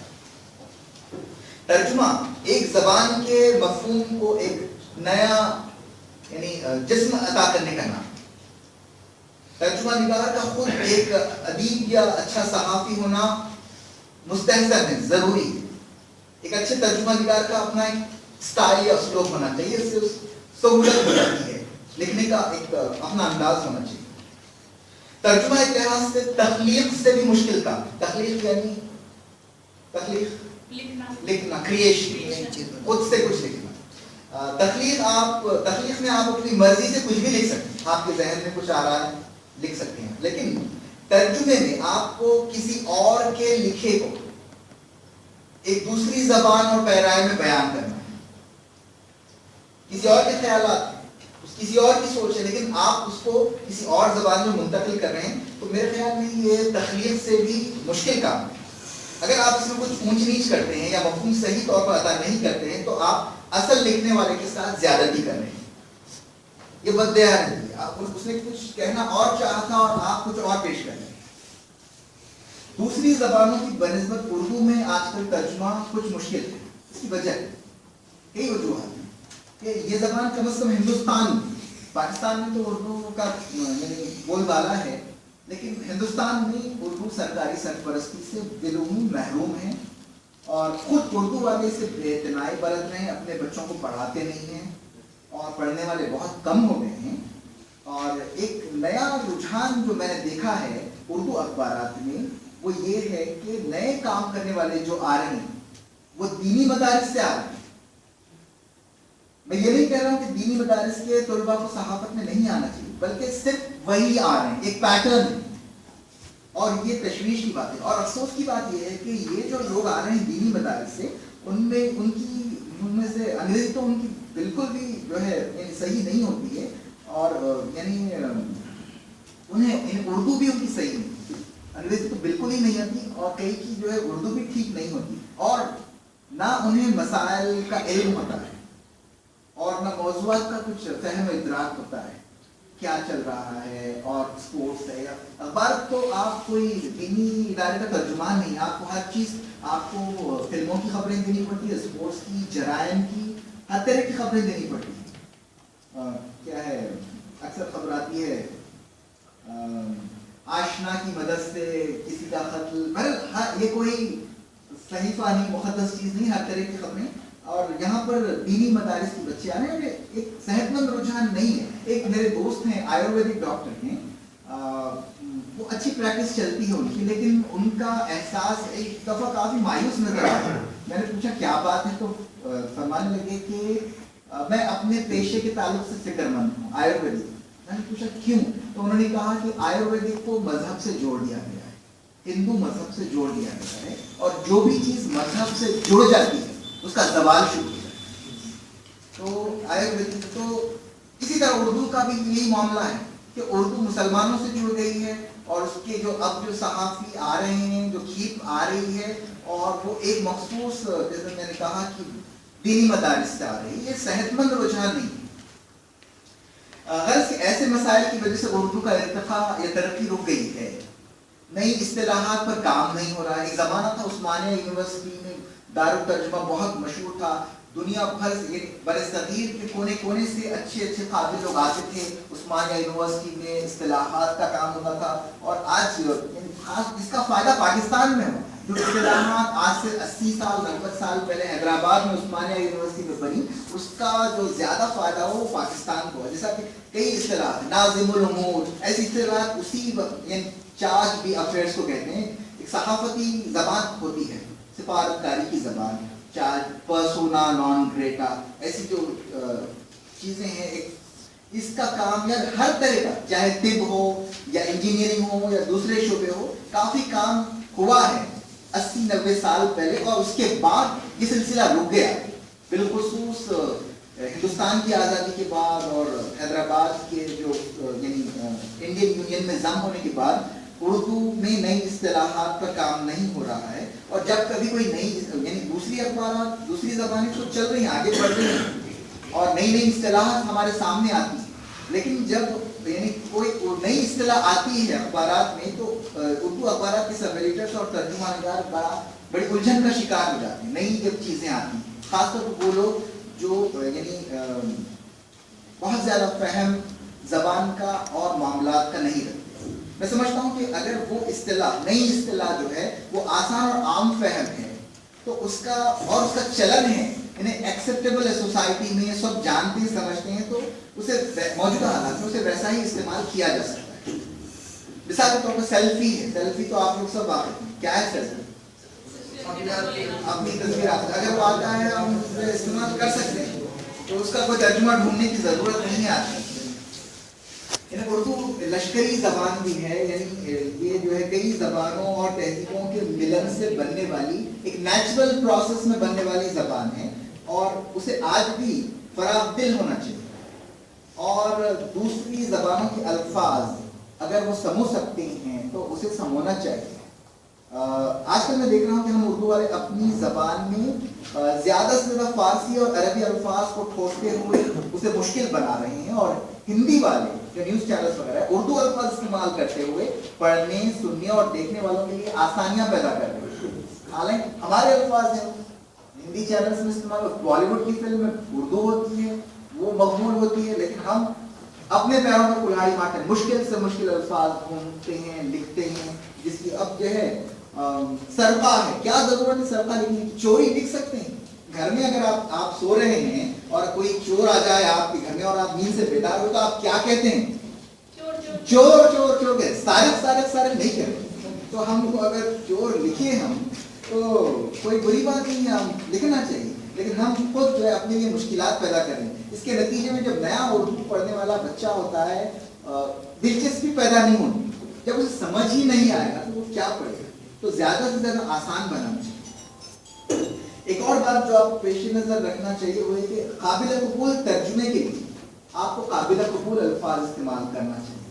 میں نے ابھی جیسا بتایا آسانیاں اور سیلفی وغیرہ کی بات، الفاظ قابل قبول ہونا چاہیے۔ کچھ عجیب غیر مانوس فارسی عربی ترکیبات وغیرہ آپ دے دیں تو نہ مفہوم کرنے ہوگا، نہ لوگوں میں دلچسپی پیدا ہوگی، نہ اس سے اردو زبان کی کوئی خدمت ہوگی بلکہ بدخدمتی ہوگا۔ مثلاً آپ جو ہے کینسر، ایڈس جیسے جو عام فہم الفاظ ہیں وہ استعمال کر سکتے ہیں، لیکن آپ کو شیزوفرینیا آپ نہیں لکھ سکتے، ایک بھی ایک مرض ہے لیکن اتنا مشہور نہیں، اس کے بجائے آپ دوسرے مفہوم ڈھونڈ سکتے ہیں۔ جو عام فہم ہے وہ آپ سمجھ لیجیے، جو نہیں ہے انہیں وہ شجر ممنوعہ سمجھیے اس کو۔ میں سمجھتا ہوں کہ یعنی جمع بنانے کے جو عربی اور فارسی قاعدے ہیں یہ وقت ہے کہ اس سے پرہیز کیا جائے جہاں کہیں ضرورت ہے۔ مثال کے طور پر اور خاص طور پر الیکٹرانک میڈیا میں تو یہ جو زبان جمع بنانے یعنی پلورل فارم میں لکھنے کی جو قاعدے ہیں، میں مثال بھی دوں گا آپ کو، وہ اس سے گریز کرنا چاہیے اور ہندوستان انڈینائزیشن کرنا چاہیے، وقت آ گیا تاکہ ہماری زبان بچی رہے اور زیادہ سے زیادہ لوگ اس سے وابستہ ہوں اور ہماری زبان لوگوں کو سمجھ بھی آئے۔ مثال کے طور پر قدم ایک لفظ ہے، اسٹیپ، اس کا ہم اس کی جمع ہوتی ہے اقدامات، لیکن اگر ہم جملے میں اس کو اب مثال کے طور پر ایسے جملہ ہے کہ حکومت عوام کی فلاح و بہبود کے لیے قدم اٹھا رہی ہے، ایسا لکھ سکتے ہیں۔ اس کے بجائے ہم کیا کریں گے؟ حکومت عوام کی فلاح و بہبود کے اقدامات کرے گی۔ کیا ضرورت ہے آپ قدم اٹھائیں گے؟ اس طرح سے بھی مفہوم کنوے ہو سکتے ہیں جو آسانی سے سمجھ سکتے ہیں لوگ۔ یعنی اس طرح لکھیں آپ جملہ کہ اقدامات کی بجائے آپ قدم کا استعمال کریں۔ ازلا میں سمجھتا ہوں کہ خاص طور پر الیکٹرانک میڈیا میں تو ہونا ہی چاہیے، پرنٹ میڈیا میں بھی وقت کا تقاضا ہے، ورنہ آپ اپنے قارئین سے محروم ہو جائیں۔ ازلا کے بجائے حسب ضرورت ضلعوں کا استعمال کیا جا سکتا ہے۔ الیکٹرانک میڈیا میں تو لازماً میں سمجھتا ہوں کہ کرنا چاہیے، ورنہ بہت سارے لوگ ایسے ہیں جو آپ کی طرح قابل نہیں، آپ کی سطح کے لوگ نہیں۔ ہمارا مقصد کنوے کرنا ہے اور یہ مقصد کنوے نہیں ہو رہا ہے اگر ہم مشکل تراکیب استعمال کریں گے یا ترکیبیں استعمال کریں گے۔ نئے لوگوں کے لیے ترجمے میں مشکل اس وجہ سے بھی آ سکتی ہے کہ انگریزی کے کئی الفاظ کے ایک سے زیادہ معنی ہو سکتے ہیں۔ ایک ورڈ ہے اور آپ نئے ہیں تو ایک لفظ کے دو معنی ہو سکتے ہیں، تین معنی ہو سکتے ہیں۔ مثال کے طور پہ میں بیان ریزولوشن، اس کا مطلب کیا ہے؟ ریزولوشن سوری بدلاؤ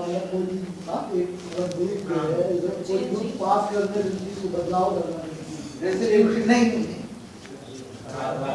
قرارداد ایک لفظ، قرارداد ایک تو آیا۔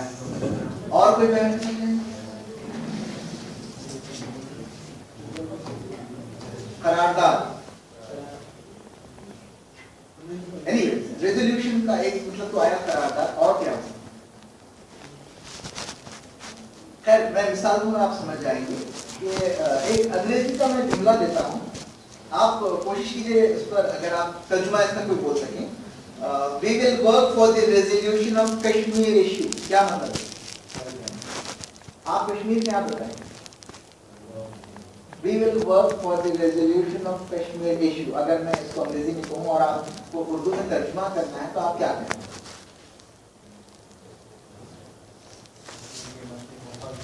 वेरी गुड, बहुत अच्छी, बहुत अच्छी।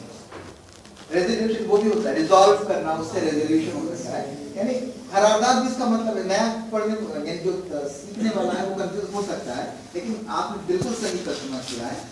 लेकिन एक साहब को मैं जानता हूँ कि उन्होंने किया था इसका तर्जुमा जैसा कि आपने बताया कि हम मसले कश्मीर को हल करने के लिए काम करेंगे, we will work for the resolution of Kashmir issue। एक साहब ने कहा कि हम कश्मीर मसले की करारदाद के लिए काम करेंगे। आपने करारदाद रेजोल्यूशन का लफ्ज, लेकिन अगर आप नफ्स के मामला से वाकिफ हैं और थोड़े पस मंजर से वाकिफ हैं, थोड़ी कॉमन सेंस से आपने, तो आप ऐसी गलती नहीं करेंगे। जबानों का मिजाज वक्त के साथ साथ बदलता रहता है, ये एक फिक्री अमल है। यानी बाइबल की जबान का अंदाज कुछ और है, दाऊ डाई, आप पढ़िए आपने बाइबल वगैरह कभी मजहबी इस तरह का अंदाज होता है। और शेक्सपियर की जबान अलग होती है, और शेक्सपियर की जबान आप आज नहीं लिख सकते। जबानों के जदीद रुझानात से हम रहने का एक ही तरीका है मुतालिया, पढ़ते रहना चाहिए। तो आपको नए नए जो तब्दीलियां हो रही हैं जबान में, उर्दू में, अंग्रेजी में जो स्टाइल आ रहा है, यानी नए तकाज़ों से आप वाकिफ हो सकेंगे। अगर आप मुतालिया छोड़ देंगे, मुसलसल मुतालिया छोड़ देंगे, तो आप एक माजूर तर्जुमा निगार बन जाएंगे, आप हैंडीकैप हो जाएंगे अगर आप मुतालिया नहीं कर रहे हैं। खबरों का और नए नए जो मवाद आ रहा है आपके सामने, अगर आप किताबों का मुतालिया नहीं करेंगे तो आप माजूर तर्जुमा निगार बन जाएंगे। आपको हमेशा किसी न किसी की मदद की जरूरत पड़ेगी, बल्कि उससे बेहतर है कि आप कोई दूसरा पेशा अख्तियार करें। हमारे बुजुर्ग कह गए हैं कि आप 100 मज़ामीन पढ़ें और एक मजमून लिखें, लेकिन हमारे पास होता यह है कि आप पढ़ते नहीं हैं लेकिन लिखते बहुत ज्यादा हैं।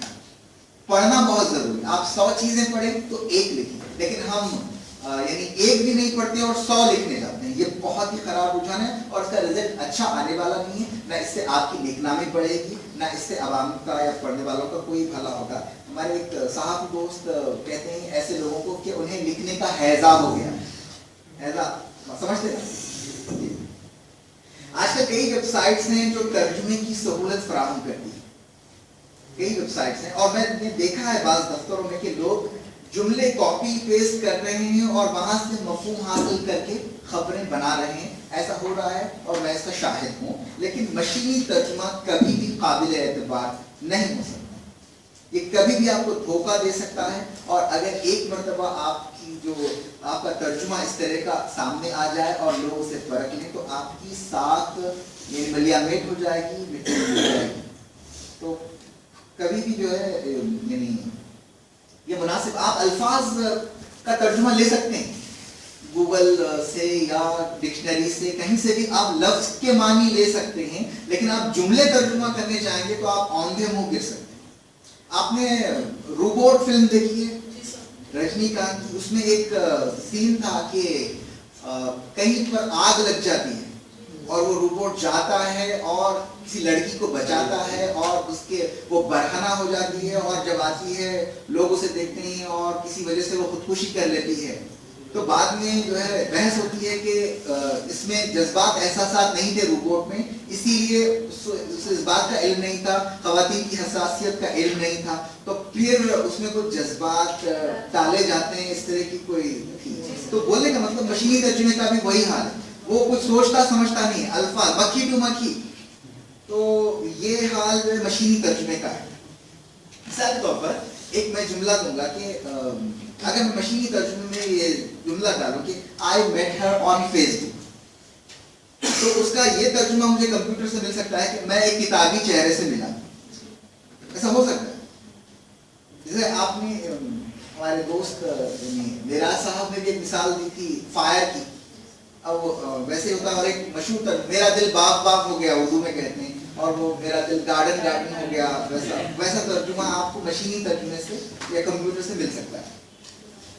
तर्जुमा की अहमियत का अंदाजा इस बात से हो सकता है कि तर्जुमे और गलत तर्जुमे की वजह से दुनिया बदली है, जंगें लड़ी गई। इसकी मिसाल मैं आपको दूंगा, एक वाक़े का जिक्र करना चाहूँगा।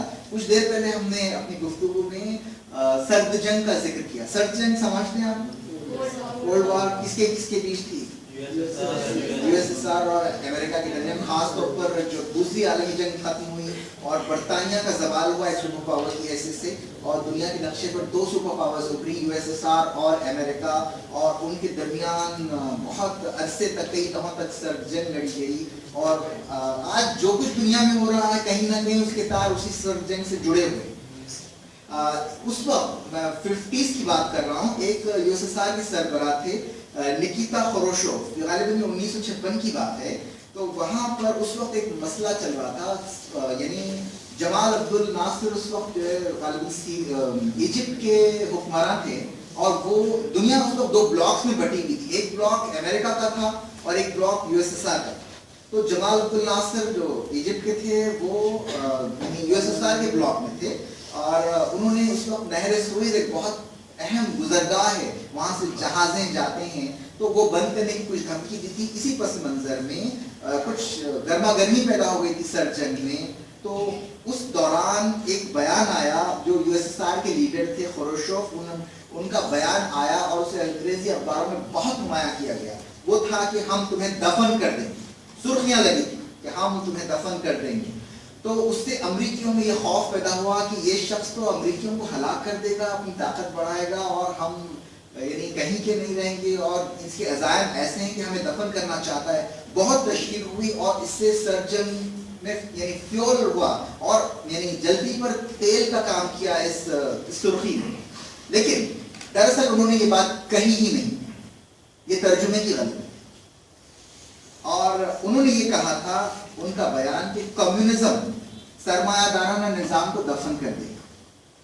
कम्युनिज्म जो उनकी बुनियाद थी, और अमेरिका कैपिटलिज्म था, और वो बात थी, और वो उतनी बुरी बात नहीं थी खौफजदा होने की जितनी उसे नुमाया किया गया। और ये कमाल था जो तर्जुमा किया था उस वक्त के उस शख्स ने। और इस गलत तर्जुमे के असरात भी जंगें लड़ी गईं, और अब ये जैसे कि हमने जिक्र किया अफगानिस्तान की जो सूरत हाल हुई, और उसमें मुजाहिदीन पैदा हो गए, और वो मुजाहिदीन ही आज जो आईएस की शक्ल में हम देख रहे हैं, वो उसी मुजाहिदीन का तसल्सल। मैं ये पूरी आज की तबाही की जिम्मेदारी उस तर्जुमा निगार पर नहीं डालना चाहूंगा, लेकिन कहीं ना कहीं फ्यूल हुआ है, सर्जन बढ़ी है, और उसके नतीजे में दो बड़ी ताकतों के दरमियान मसाइल बढ़े हैं। और जो हाथी, जब दो बड़े हाथी लड़ते हैं तो घास पिसी जाती है, तबाह होती है। तो पहले इतनी अहमियत है तर्जुमे की, और हम बहुत एहतियात और जिम्मेदारी से काम करना चाहिए, और दयानतदारी से काम करना चाहिए। और अगर आप किसी चीज़ यानी में आप उसका फहम आप नहीं रखते हैं, तो आपको चाहिए कि आप अपना रिकॉर्ड दुरुस्त करें और सही तर्जुमा करें, सही मफहूम का तर्जुमा करें, लफ्ज़ बलफ्ज़ तर्जुमा ना करें। एक कॉल मुझे बहुत पसंद है और शुरू से इंस्पायर करता है, और बहुत सिंपल है। मैं चाहूँगा कि इस कॉल को मैं बयान करूँगा, और तर्जुमे की इतनी सारी बातें हुई हैं, और आप में से कोई तबाज़माई कर बयान करे कि ये क्या है। यानी ये जुमला है कि there is always room at the top, there is always room at the top। इसका कोई तर्जुमा करना चाहिए।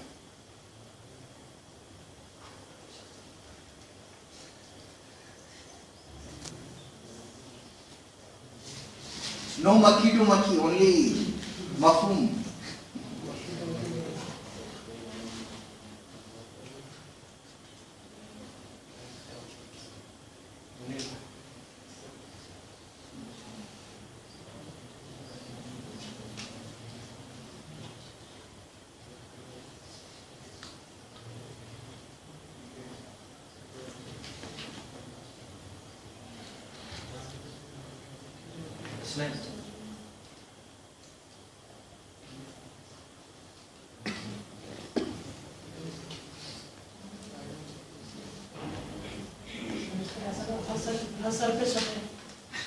ये मक्खी टू मक्खी हो गया।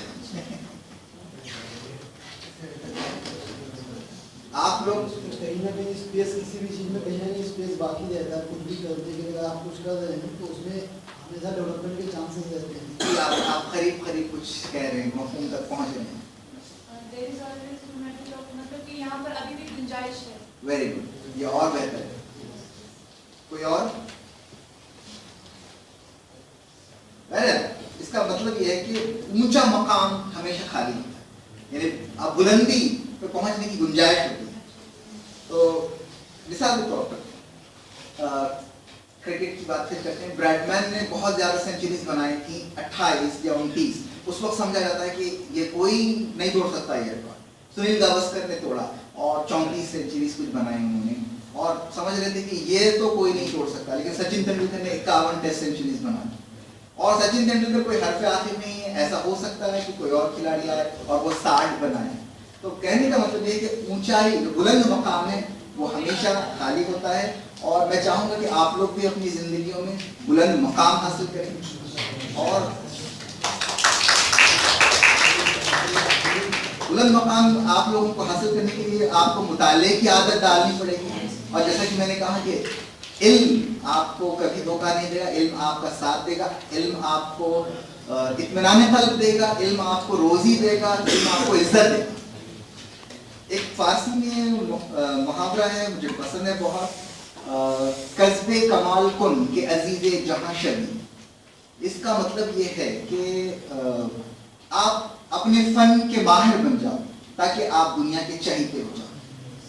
تو آپ جو بھی کریں, ہو سکتا ہے آپ جرنلزم پڑھ رہے ہیں یا ٹرانسلیشن پڑھ رہے ہیں, ضروری نہیں کہ آپ آگے وہی کام کریں گے. دنیا میں بہت کچھ بدلے گا آپ کی آنے والی زندگی میں. ہو سکتا ہے کہ آپ اس شعبے میں ہوں, ہو سکتا ہے کہ آپ کسی دوسرے شعبے میں ہوں, لیکن آپ جو بھی کریں آپ اس میں کمال حاصل کریں, اور اس شعبے میں آپ سے بہتر کوئی نہیں ہونا چاہیے. آپ مہارت حاصل کریں, اس صورت میں آپ یعنی چہیتے بن جائیں. ان اختتامی کلمات کے ساتھ میں اپنی گفتگو ختم کرتا ہوں. اگر آپ کو کوئی سوال کرنا چاہیں کوشش کروں گا کہ جواب دوں. جی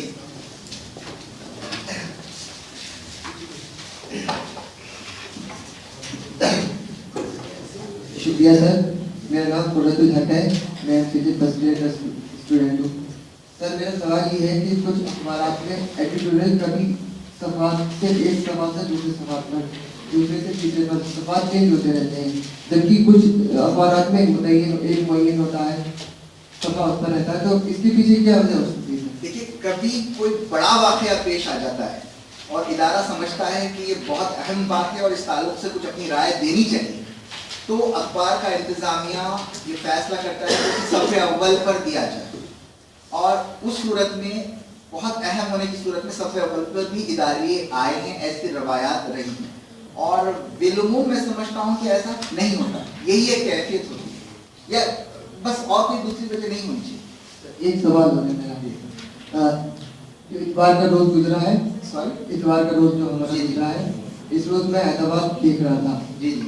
تو سر اعتبار کی جو کھیل کی دنیا پہ جاتا ہے, اس پر میں نے دیکھا کہ وہاں پر تقریباً صرف ایک چھوٹی سی خبر تھی کھیل کی, اور 12 سے 13 کسی شخص کے عقیقے کی اور اسد الدین اویسی صاحب کی تصویرات کی, 12 سے 15. تو اس سے کیا اثر جائے گا؟ بہت برا اثر جائے گا, لیکن جیسا کہ ہم نے کہا منی ٹاکس منی رولز, تو یہ پیسے کی دنیا ہے.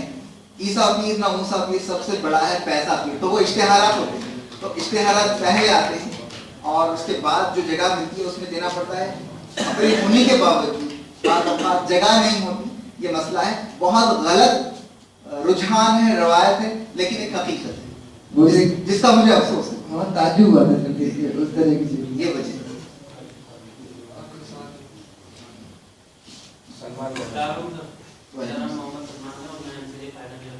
جی. سر میرا سوال ہے کہ آپ پرنٹ میڈیا میں بھی رہے, الیکٹرانک میں بھی رہے, سوسائٹی میں کون زیادہ افیکٹو ہے آپ کے مطلب؟ ظاہر ہے الیکٹرانک میڈیا. میں جب جاتا ہوں تو لوگ پہچان, کوئی یہ نہیں پوچھتا کہ آپ اعتماد میں کام کرتے ہیں, ارے آپ او ٹی وی میں آپ نیوز پڑھتے ہیں, آپ یہ ہیں, اور تصاویر لیتے ہیں, اور یہی زیادہ مؤثر ہے. اس کی وجہ یہ ہے کہ اخبار پڑھنے کے لیے آپ کو کچھ بنیادی صلاحیتوں کی ضرورت ہے, اور ٹی وی دیکھنے کے لیے آپ کو صرف ایک ٹی وی اور ریموٹ کنٹرول کی ضرورت ہے. سر عوام کا کس پہ اعتماد زیادہ ہے؟ سوری, عوام کا سوسائٹی کا کس پہ اعتماد زیادہ ہے, پرنٹ میڈیا یا الیکٹرانک؟ اپنی دونوں کی اپنی اپنی اہمیت ہے. لیکن ایک واقعہ مجھے یاد آ رہا ہے کہ جب پرنٹ میڈیا یعنی الیکٹرانک میڈیا شروع ہوا تھا, خاص طور پر دوردرشن کے شروع کے دنوں میں جب آیا تھا, تو ایسی بحث ہونے لگی تھی, میں نے سنا ہے کہ الیکٹرانک میڈیا کا مستقبل خطرے میں. तो उस वक्त एक बड़ी शख्सियत ने सहाफ़त से वाबस्ता उन्होंने बहुत अच्छी बात कही थी।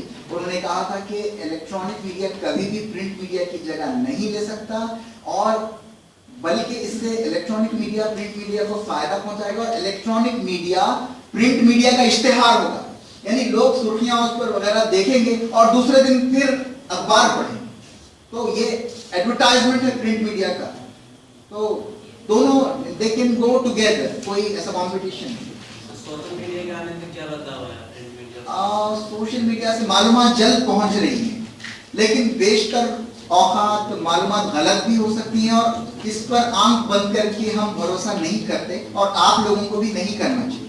बिल्कुल जैसा कि मैंने कहा कि ये सोशल मीडिया पागल के हाथ में पत्थर है, किसी को भी मार सकता है, कोई भी मार सकता है। तो इलेक्ट्रॉनिक मीडिया बिल्कुल भी काबिल एतबार नहीं है।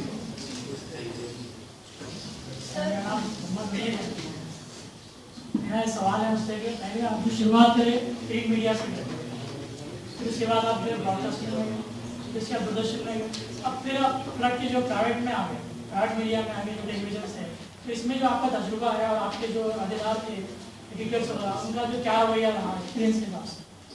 नहीं, आगे का मतलब मैं साथ साथ चलता रहा, यानी मैं ऐसा नहीं कि कुछ दिन यहाँ काम किया और अभी मैं दोनों जगह काम करता हूँ। मैं इलेक्ट्रॉनिक मीडिया में, और जैसा कि थोड़ा वक्त देना पड़ता है और ठीक ठाक काम हो जाता है, जल्दी काम हो जाता है, तो ज्यादा स्ट्रेस नहीं होता, और शुरू से मुझे यही शौक रहा, तो बोझ नहीं है। तो मैं शुरू से दोनों मीडियाज में रहा हूँ, ऐसा नहीं कि कुछ दिन में यहाँ काम किया और उसके बाद ये छोड़कर दोबारा ये काम किया, और लोगों का रवैया अच्छा है, और हर आने वाला हर दिन मेरे लिए पिछले दिन से शोबे के एतबार से बेहतर रहा, और बहुत अच्छे लोग होते हैं, और बहुत अच्छे लोगों का ताउन हासिल रहा, और बहुत अच्छे तजुर्बात रहे, और आइंदा मौका मिला तो फिर मजीद तजुर्बा बयान करने के लिए आप लोगों की खिदमत में हाजिर हूँ।